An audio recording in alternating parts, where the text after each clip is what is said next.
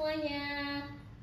Selamat datang di Tirai Perempuan, podcastnya Dinas P3AP2KB Kabupaten Tegal. Pada episode kali ini kita akan membahas tema yang sangat penting, yaitu mediasi perkawinan anak. Perkawinan anak bukan hanya persoalan usia, tetapi juga menyangkut masa depan anak, kesehatan, pendidikan, dan kualitas generasi penerus bangsa. Untuk membahas topik ini, telah hadir bersama kita narasumber yang sangat berkompeten di bidangnya.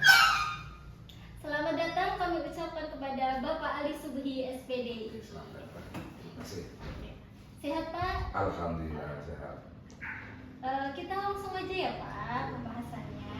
Banyak masyarakat yang masih belum tahu mediasi perkawinan itu apa. Sebenarnya apa sih yang dimaksud dengan mediasi perkawinan anak di Kabupaten Tegal? Baik, terima kasih. Mediasi adalah bahwa proses dialog komprehensif yang struktur dan objektif yang melibatkan kedua orang tua, calon pengantin atau anak. Dapatkah Bapak menjelaskan bagaimana alur mediasi perkawinan anak mulai dari pengajuan permohonan hingga prosesnya sampai selesai? Pertama, kedua orang tua beserta calon pengantin yang terutama yang usianya masih di bawah umur itu datang bersama orang tua mendaftarkan diri ke PPPA. Setelah pendaftaran memverifikasi semua persyaratan lengkap, nanti kemudian kita membuat jadwal. Nanti akan dipanggil melalui WA jadwal tersebut, sehingga nanti semua peserta datang, 6 orang itu datang untuk mediasi. Itu.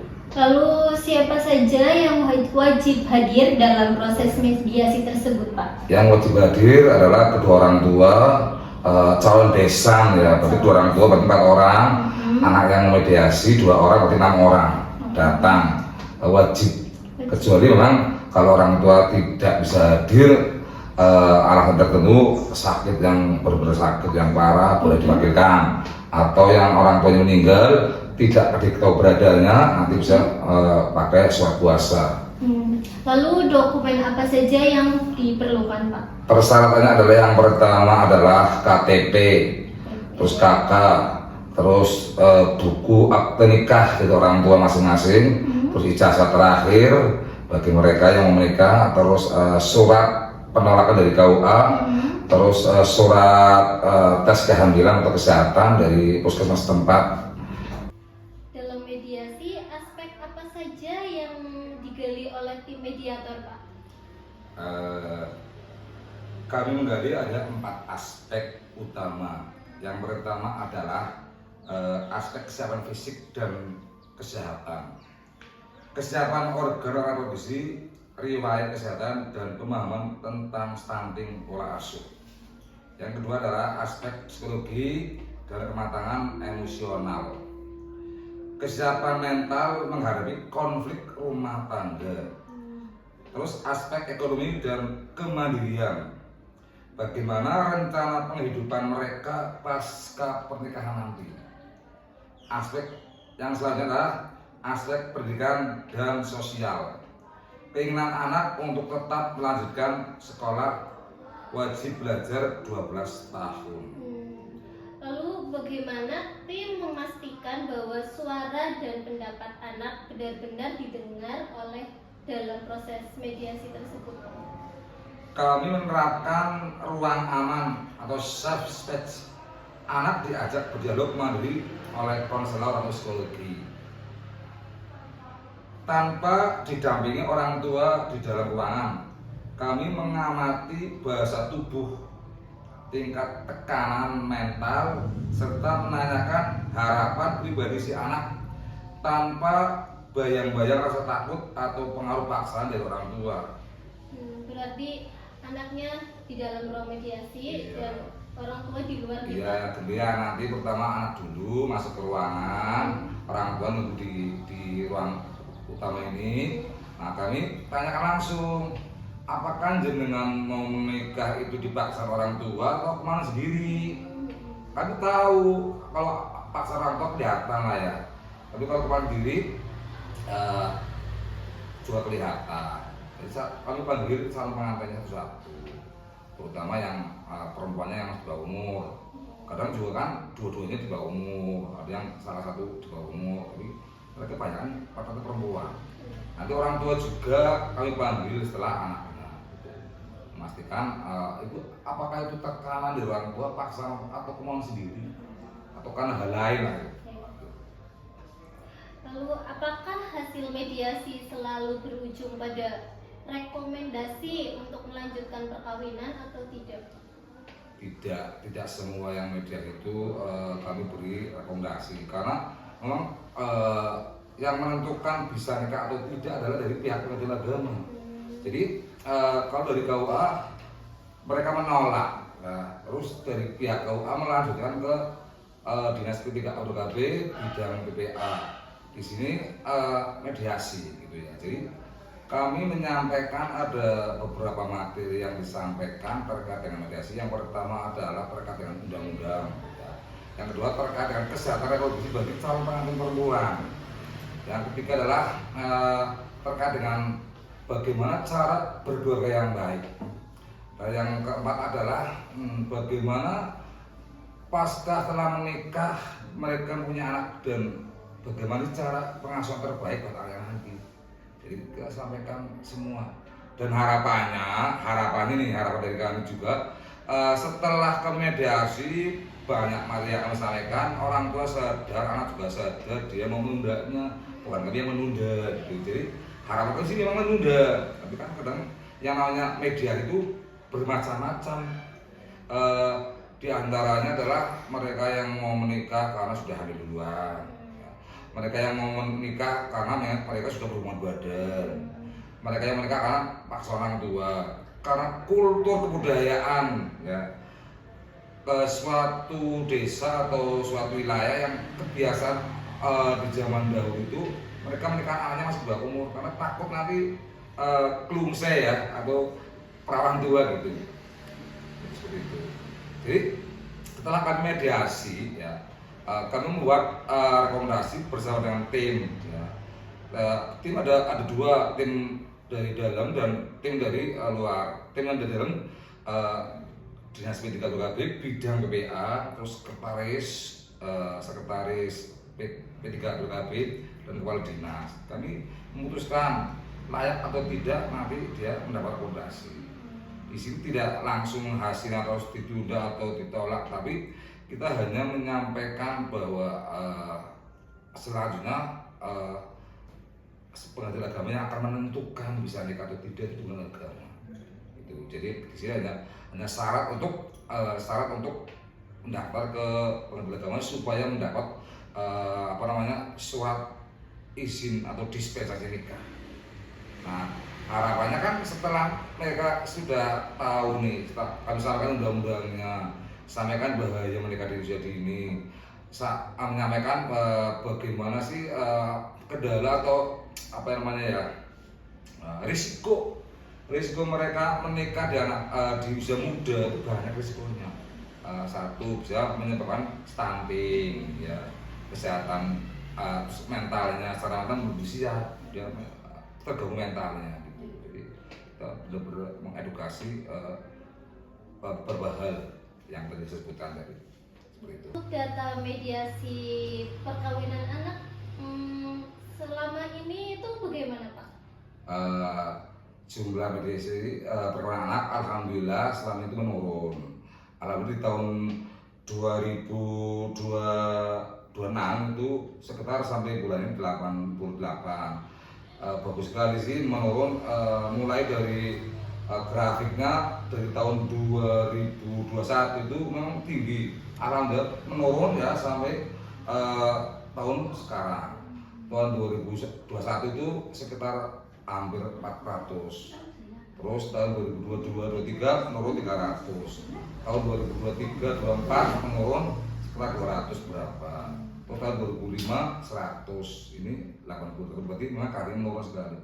Itu faktornya apa Pak? Bisa menurut Faktornya selain kita selalu bersosialisasi ya, walaupun sosialisasi ini kan sesuai dengan anggaran negara ya, jadi ada KPI. Tapi kami tetap selain itu kami di masyarakat ya, kami selalu mensosialisasikan ketika kami kebetulan tokoh masyarakat atau agama selalu mengisi pengajian. Jadi saya menghimbau kepada masyarakat ya, jangan datang ke pengadilan agama, jangan datang ke perlindungan anak, jangan datang ke KUA atau lebih kalau belum 100 tahun, nanti repot. Karena kami menekan pencegahan perkawinan ya. Kalau mereka sudah tahu undang-undangnya, insya Allah masyarakat akan berpikir seperti itu ya. Jadi memang semua masyarakat itu bertugas itu memang tidak hanya dinas kami, tapi semua masyarakat itu bersama-sama menekan penurunan angka perkawinan anak. Nah, dari berbagai kasus yang ditangani Bapak, faktor apa sih yang paling sering terjadi penyebab terjadinya perkawinan anak di Kabupaten Tegal? Baiklah, faktor yang paling sering terjadinya perkawinan yang ada di Kabupaten Tegal yang pertama adalah mereka itu yang sudah hamil luar nikah. Iya, jadi kehamilan yang tidak diinginkan. Itu faktor utama. Mereka banyak anak-anak sekarang itu bebas untuk bergaul ya, apalagi zaman sekarang ya, dengan adanya HP ini ya. HP termasuk namanya apa ya, kalau orang sekarang kesempatan gepeng ya, HP. Gara-gara HP memang luar biasa anak pergaulan sekarang ya. Jadi HP itu luar biasa, artinya apa saja bisa didapat ya. Jadi HP banyak pengaruhnya. HP itu benar-benar banyak manfaatnya, lebih banyak mudaratnya. Terjadi seperti itu. Jadi mereka itu lihat HP akhirnya penasaran. Dia sudah punya pacar, akhirnya dia berhubungan bebas, tidak tahu dampaknya. Setelah terjadi hamil, baru dia merasakan. Ya, orang itu juga bingung. Akhirnya dia menikahkan. Yang pertama adalah hamil di luar nikah, bukan bebas. Yang kedua adalah orang tua khawatir. Kekhawatiran mereka itu berlebihan.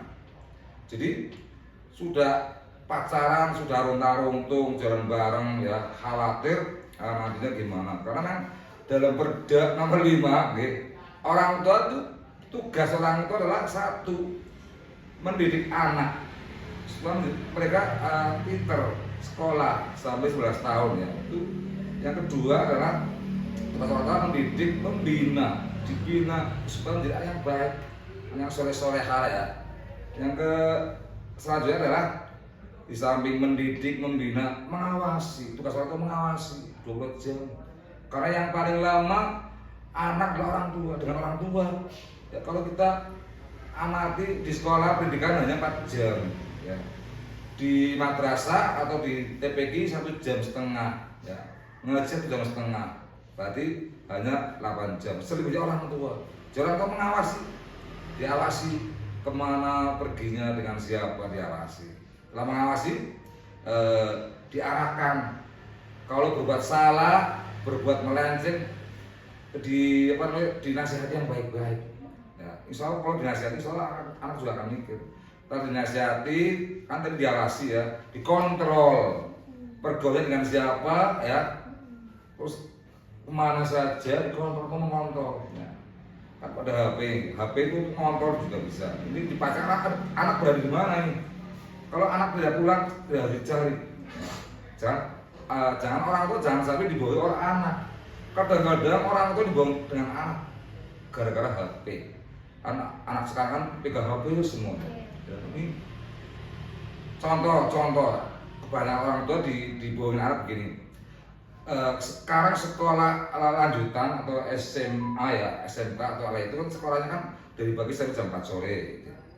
Kadang les juga ya, jadi sampai sore. Kadang ada yang memilih pulang dulu, ada yang langsung. Jadi, contoh nih, anak mau berangkat jam tambahan, terus sama orang tuanya, Pak, Bu, saya ada jam tambahan nih. Oh ya nggak apa-apa, hati-hati ya, dikasih samunya untuk jajan. Ini uang bensinnya nih ya, barangkali nanti bensinnya habis. Ini untuk beli pulsa, ya.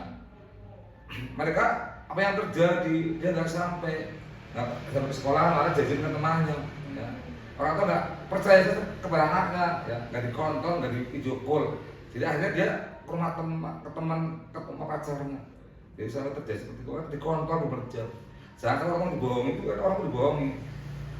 Panitanya mau les atau mau jam tambahan, ternyata temuan di suatu tempat atau di tempat pariwisata.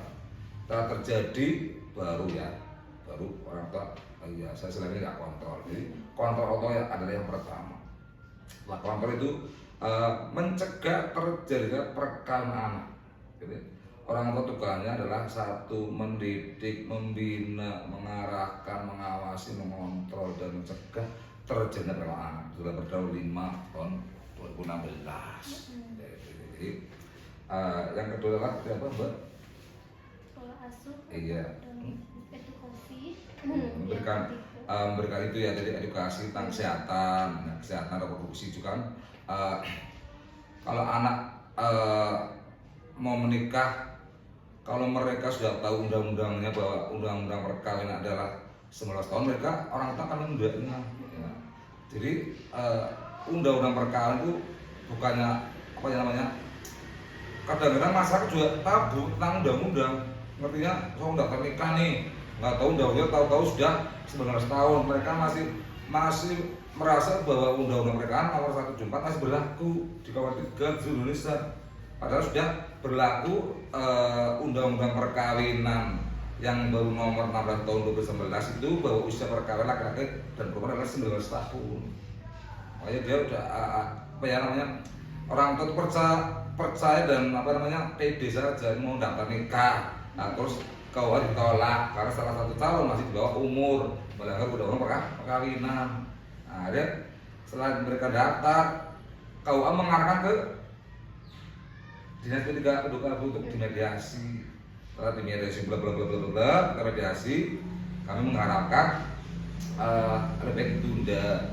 Tapi kalau bagi mereka yang tidak mau ditunda, yang sudah terlanjur hubungan keluarga atau harus bernikah, kami berikan edukasi.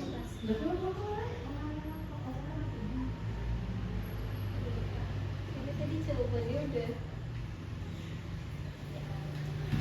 Lalu apa sih pesan Bapak agar para orang tua tidak terburu-buru menikahkan anaknya yang masih di bawah umur?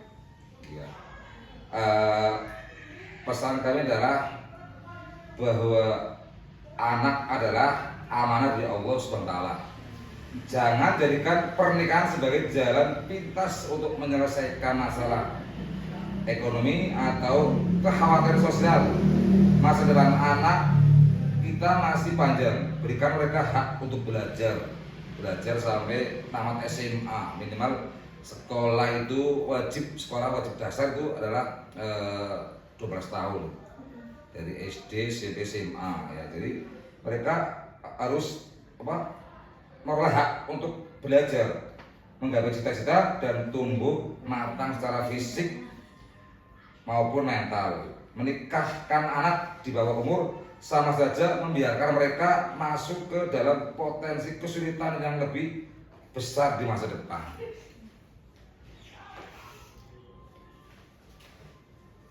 Apa sih pesan Bapak kepada para orang tua dan masyarakat agar bersama-sama mencegah perkawinan anak ini? Harapan kami pencegahan perkawinan anak menjadi gerakan bersama seluruh masyarakat, mulai dari ulama, tokoh masyarakat, perangkat desa hingga jajaran pendidik. Mari kita wujudkan Kabupaten Tegal yang layak anak. Semoga anak-anak kita tumbuh menjadi generasi yang sehat, cerdas, berakhlak mulia dan siap menyongsong masa depan yang cerah demi kemaslahatan keluarga dan daerah kita. Amin. Ya Rabbal Alamin. Dan bagaimana masyarakat dapat mengakses layanan mediasi perkawinan di DP3AP 2KB Kabupaten Tegal? Melalui Instagram dan medsos yang lain, terutama itu di DP3AP 2KB itu sudah ada Instagram atau Facebook dan medsos yang lain. Jadi bisa menghubungi lewat itu gitu. Bisa langsung menghubungi yang bersangkutan melalui nomor WA petugas lah ya. Di sini petugasnya adalah Mbak Puput sendiri. Terima kasih banyak Bapak Ali atas ilmu, pengalaman, dan informasi yang sangat bermanfaat ini. Semoga melalui podcast ini masyarakat semakin memahami pentingnya melindungi hak-hak anak dan mendukung upaya pencegahan perkawinan anak demi mewujudkan generasi Kabupaten Tegal yang sehat, cerdas, dan berkualitas. Saya selaku host mengucapkan terima kasih kepada seluruh pendengar yang telah mengikuti podcast ini sampai selesai. Jangan lupa saksikan podcast Tirai Perempuan. Batir, anak, ibu, perempuan. Masih tiap malam Selasa. Selasa. Asik.